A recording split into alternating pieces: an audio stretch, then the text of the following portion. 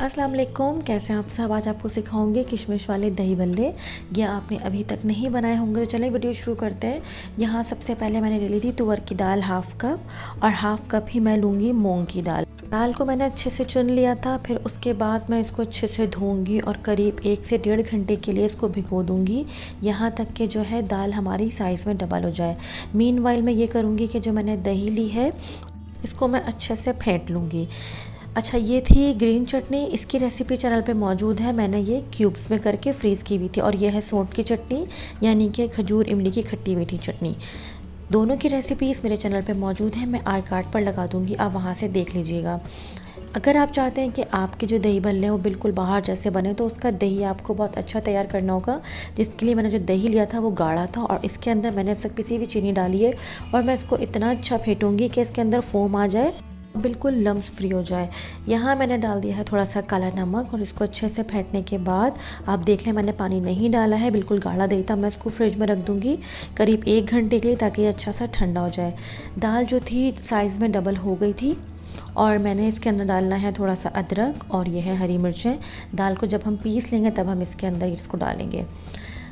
कुछ टिप्स और ट्रिक्स आपको जहन में रखनी है कि जब भी हम दही बल्ले के लिए दाल पीस रहे होते हैं तो बिल्कुल बारीक नहीं पीसते, बल्कि थोड़ी दानेदार पीसनी चाहिए। बारीक अगर पीस के बनाएंगे तो फिर वो जो हमारे दही बल्ले होंगे वो बहुत ही अंदर से गांठ वाले बनेंगे। आपको थोड़ा सा जो है दानेदार रखना है। अब यहाँ से काम करना है आपको फेंटने का, और आप इसको इतनी देर फेंटेंगे कि ये साइज़ में डबल हो जाए और बिल्कुल लाइट हो जाए। अभी आप देखें ये येलो येलो सी है, लेकिन जब मैं इसको एक्स्ट्रा फेंट लूँगी तब इसका कलर चेंज हो जाएगा, ये साइज़ में भी डबल हो जाएगी, फोम भी हो जाएगा इसके अंदर और ये वाइट कलर की हो जाएगी।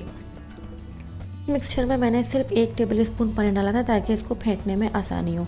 अब आप देख लें कितनी अच्छी सी फेंट गई है और जो है इसका कलर भी चेंज हो गया है और ये बिल्कुल वाइट कलर की हो गई है। एक ज़बरदस्त सी टिप थी जो हमारी ज़ुबैदा आपा ने हमें दी थी कि कभी भी आप दही बल्ले बना रहे हो और आप चाहते हैं वो बहुत स्पॉन्जी बने तो आप दाल को बहुत अच्छे से फेंटें। और ये कितनी लाइट हो गई है, जब आप पानी लेंगे उसके अंदर इसको डालेंगे तो ये ऊपर तैरने लगेगी। आप देख लें, ये ज़बरदस्त टिप है, ये ज़रूर याद रखें। अगर आप चाहते हैं कि आपके दही बल्ले बिल्कुल बाज़ार जैसे बने तो आपको ये टिप ज़रूर यूज़ करनी है। अब मैं इसको निकालूंगी तब भी आप देख लें ईज़िली बाहर आ गई है दाल, इसके अंदर बिल्कुल भी डिज़ोल्व नहीं हुई है। दाल को अच्छे से फेंटने के बाद मैंने इसमें चॉप की हुई अदरक और हरी मिर्च डाल दी हैं। थोड़ा सा डालेंगे नमक और इसको फिर 5 मिनट के लिए मज़ीद फेंटेंगे। जो बाज़ार के दही भल्ले होते हैं उनको वो इतना फेंटते हैं कि वो जो आधा कप दाल होती है ना वो साइज़ में डबल होकर 1.5 कप हो जाती है। आपको भी ये जो है ना ट्रिक ज़रूर ट्राई करके देखनी है। नमक थोड़ा कम लग रहा था तो मैंने थोड़ा सा नमक इसमें और डाल दिया। कलर आप देख लें कितना क्रीमी फोमी टेक्सचर पर आ गया है और ये बिल्कुल तैयार है ऑयल में जाने के लिए। अब देख लें क्या करेंगे कि हाथ को थोड़ा सा गीला करेंगे और अगर आप कंफर्टेबल हैं तो फिर आप जो है इसको आराम से हाथों से छोटे छोटे बॉल्स बना के इसमें डालते जाएं। जैसे पानी के ऊपर ये तैर रही थी दाल, ऐसे ही ऑयल के ऊपर भी ये जो इसका दही बल्ला ये तैरता रहेगा, फ़ौरन से जो है अंदर जाके डिज़ोल्व नहीं होगा। पहले भी मैं आपको सिखा चुकी हूँ, वो थे हमारे स्मोकी दही बड़े, आप चाहें तो वो भी जाके ट्राई कर सकते हैं। और ये वाले जो है थोड़े स्पॉन्जी टाइप के बनेंगे। अब बात आ जाती है वो कौन सा सीक्रेट है कि हम इसको किशमिश वाला बनाएंगे। यहाँ मैंने किशमिश को अच्छे से वॉश करके 10 मिनट पानी में भिगो दिया था और इसको एक साइड पे रख दिया है। किशमिश को भिगोना ज़रूरी है पानी में ताकि इसमें जो भी एक्सेस कचरा लगा हुआ है या मिट्टी है वो निकल जाए। आराम से आप इसको पलटते जाएंगे और यहाँ ज़बरदस्त से हमारे पहले प्लेन वाले जो दही भल्ले हैं वो रेडी हो जाएंगे। अब मैं आपको बताऊंगी कि किशमिश वाले दही बल्ले जो है वो कैसे बनेंगे। किशमिश हमको बिल्कुल भी पीस के नहीं डालनी है, किशमिश को धो के भिगो लेना है ताकि ये अच्छी सी फूल जाए। और अब हम क्या करेंगे, जो हमने ये बैटर बना के रखा है इसके अंदर किशमिश डाल देंगे, जितनी आपको पसंद है उतनी डालेंगे। दाल के एक मिक्सचर में जब आप किशमिश डाल देंगे तो उसको इतने अच्छे तरीके से कोट करेंगे कि जो भी हमारी किशमिश है वो दाल के मिक्सचर के अंदर छुप सी जाए। और ये एक टिप और ट्रिक है कि आप हमेशा जब भी किशमिश वाले दही बड़े बनाएं तो आपको ये करना है कि अंदर जो है आपको डालनी है किशमिश, ठीक है। इस तरीके से अगर ऊपर ऊपर से डालेंगे तो वो बाहर निकल के भी आ सकती है, और अगर हम इसका किशमिश का पेस्ट बना कर डालेंगे तो हमारे जो दही बल्ले हैं वो बिखर जाएंगे। ये आपको याद रखना है। इसीलिए मैंने बिल्कुल साबुत किशमिश ली थी और इसके अंदर डाल दिया है।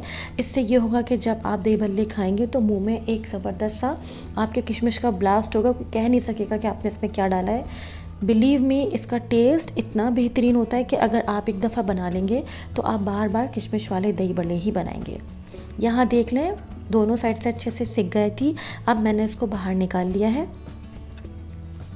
اب اس کو 1 مہینے کے لیے آپ آرام سے اسٹور کر سکتے ہیں، آگے رمضان آ رہے ہیں۔ آپ اس کو ٹھنڈا کر کے زپ لاک بیگ میں بھر کے آرام سے فریز کر سکتے ہیں، یہ خراب نہیں ہوتے۔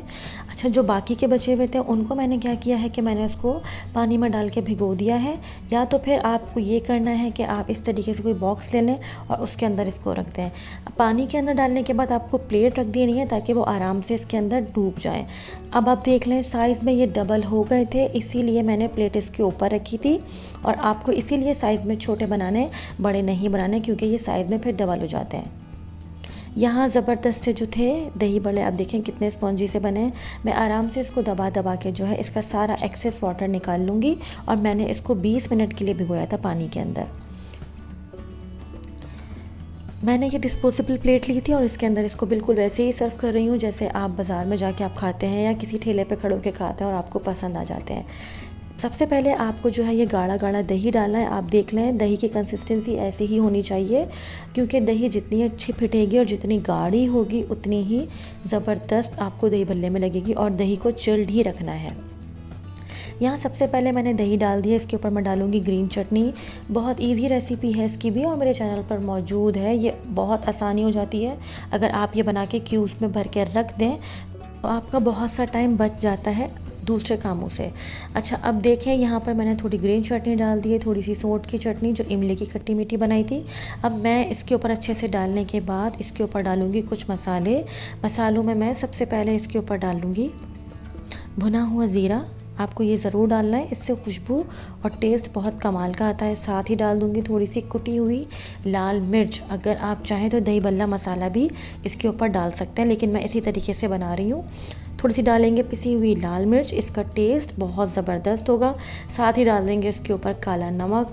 بلیو می اگر آپ ایک دفعہ یہ بنائیں گے نا تو آپ کو بار بار یہی بنانے پڑیں گے، اور گھر میں سب کو بہت پسند آئیں گے۔ یوٹیوب پر کبھی بھی پہلے کسی نے آپ کو کشمش والے دہی بڑے نہیں سکھائیں گے، میرے کہنے سے ایک دفعہ یہ ضرور ٹرائی کریں اور اپنا فیڈ بیک ضرور دیجیے گا۔ میں آگے آپ کو کاٹ کے دکھا دیتی ہوں کہ کتنے کوئی سافٹ بنے تھے، اتنے کوئی اسپنجی بنے تھے کہ میں آپ کو بتا نہیں سکتی۔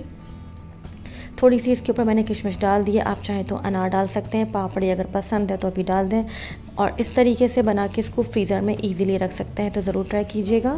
ریسیپی پسند آئے تو پلیز لائک کر کے اس کو شیئر کر دیجیے گا، اور امید کرتی ہوں کہ میں نے آپ کو اچھے سے ٹپس اینڈ ٹرکس اس کے دے دی ہوں گے جو آپ کو اچھے سے سمجھ آ گئے ہوں گے۔ آپ دیکھ لیں کتنا اسپونجی بنائیں۔ تو پھر اگلی ایک ریسیپی تک کے لیے صبا فرقان کو اجازت دیجیے، دعا میں یاد رکھیے گا۔ ٹیک کیئر، اللہ حافظ۔